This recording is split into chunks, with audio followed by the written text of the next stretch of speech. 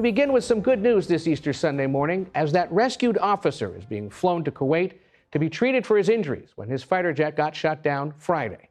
President Trump posted on Truth Social in the early hours of this morning, "We got him," calling the operation an amazing show of bravery and talent by all. As he's renewed threats to Iran in recent days of intensifying military operations if they don't negotiate, he also declared this morning that Tuesday will be Power Plant Day and Bridge Day, all wrapped up in one. Senior National Security Correspondent Charlie D'Agata has details on the mission.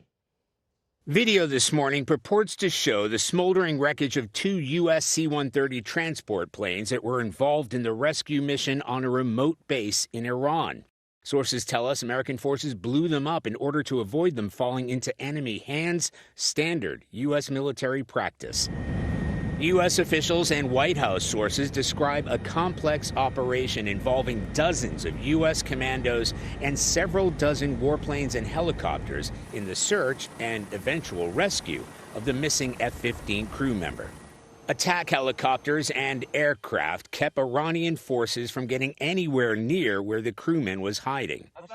Armed Iranians had been scouring the mountainous terrain to find him first, with the promise of a huge cash reward.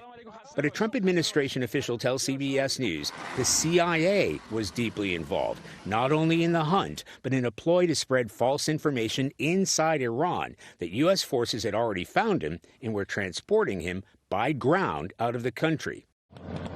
The race to find the two-man F-15 crew began on Friday.